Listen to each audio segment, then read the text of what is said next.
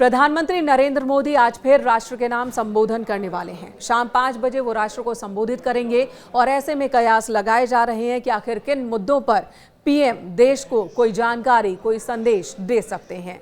आखिर वो कौन सा मसला होगा जिसकी वजह से पीएम देश को संबोधित करने वाले हैं। नवरात्रि से पहले क्या जीएसटी का तोहफा, इस मुद्दे पर प्रधानमंत्री देश को संबोधित करेंगे। हाल ही में जीएसटी स्लैब में बदलाव किए गए जो कि लागू हो रहे हैं और ऐसे में इसे एक बहुत बड़ा कदम बताया गया। खुद प्रधानमंत्री नरेंद्र मोदी ने स्वतंत्रता दिवस के मौके पर लाल किले की प्राचीर से दिवाली पर डबल गिफ्ट की बात कही थी, जिसका ऐलान कर दिया गया वित्त मंत्रालय की ओर से भी। तो क्या इस मुद्दे पर देश को संबोधित करने वाले हैं। जीएसटी स्लैब में बदलाव का भारत पर, भारत की इकोनॉमी पर, भारत के लोगों पर क्या असर पड़ेगा, किस तरह का असर पड़ेगा, ये फैसला कैसे लिया गया, राज्य सरकारों को इससे क्या लाभ होगा, क्या इस मसले पर पीएम राष्ट्र को संबोधित करने वाले हैं और विस्तार से बताने वाले हैं, या फिर अमेरिका के 50% टैरिफ लगाए जाने और H1B वीजा को लेकर पीएम कुछ कहने वाले हैं। अमेरिका और भारत के बीच बीते कुछ दिनों में तल्खी बढ़ी है। कई फैसले ऐसे अमेरिका ने लिए हैं जो कि भारत में व्यापार, व्यवसाय और नौकरियों पर उसका असर हो सकता है, चाहे वो 50% टैरिफ लगाने की बात हो या फिर H1B वीजा की फीस बढ़ा देने का। ये फैसला ताज़ा है जिसमें ट्रंप ने H1B वीजा फीस को $1 लाख कर दिया और इसका असर भारतीय युवाओं पर भी पड़ेगा, भारत में टेक इंडस्ट्री को पड़ेगा। तो क्या इस मसले पर प्रधानमंत्री देश को संबोधित कर सकते हैं। हालांकि ये तमाम बातें सिर्फ कयास ही हैं, लेकिन किन मुद्दों पर पीएम बात करेंगे, इसकी सटीकता को लेकर अभी चर्चा का दौर चल रहा है। शाम 5 बजे जब वो देश को संबोधित करेंगे तभी ये बातें साफ हो पाएंगी।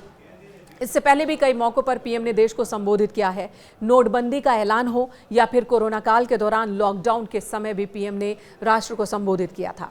जान लेते हैं इससे पहले कब कब देश को संबोधित किया पीएम ने। 8 नवंबर 2016 जब नोटबंदी का ऐलान किया, शाम रात 8 बजे पीएम देश के सामने आए। 500 और 1000 रुपए के नोट बंद करने का उन्होंने ऐलान किया और बताया कि करप्शन को, काले धन को सिस्टम से बाहर करने के लिए ये कदम बहुत जरूरी है। ये संबोधन अब तक का सबसे चर्चित और ऐतिहासिक संबोधन माना गया, जिसका भारत में बहुत ज्यादा असर पड़ा। फिर 2016 जब सर्जिकल स्ट्राइक की भारतीय सेना ने, इस बात की जानकारी खुद प्रधानमंत्री ने देश के सामने आकर दी थी। राष्ट्र के नाम संबोधन के दौरान उन्होंने बताया कि कैसे भारतीय सेना ने पाकिस्तानी धरती में घुसकर आतंकी ठिकानों को तबाह किया। फिर 2019 बालाकोट स्ट्राइक के बाद भी सेना के शौर्य की जानकारी देश के सामने खुद प्रधानमंत्री ने रखी थी, राष्ट्र के नाम संबोधन के दौरान ही।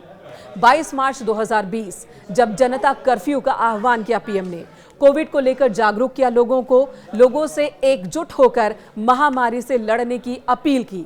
लोगों से अपील की कि ये एक ऐसी घड़ी है जब हमें बहुत सारे कड़े नियमों का पालन करना होगा और राष्ट्र के नाम संबोधन के दौरान उन्होंने जो अपील जनता से की, जनता ने उन बातों को माना भी। फिर वैक्सीन अभियान को लेकर भी जनता से जुड़ने की अपील राष्ट्र के नाम संबोधन के दौरान प्रधानमंत्री ने की। 12 मई 2020 आत्मनिर्भर भारत अभियान की शुरुआत की जानकारी भी प्रधानमंत्री ने देश के नाम संबोधन के दौरान ही दी। जनता के सामने अपनी बात को रखा, अपने विजन को रखा कि भारत को अब आत्मनिर्भर भारत बनाना है और इस रास्ते पर भारत किस तरह से आगे बढ़ सकता है और भारत के लोग यानी कि हम सब क्या कर सकते हैं, सरकार का विजन क्या है और आगे की रणनीति क्या है। अब आज फिर शाम 5 बजे पीएम देश को संबोधित करने वाले हैं, तो सबकी निगाहें अब घड़ी पर ही टिक गई हैं। शाम 5 बजने का इंतजार हो रहा है।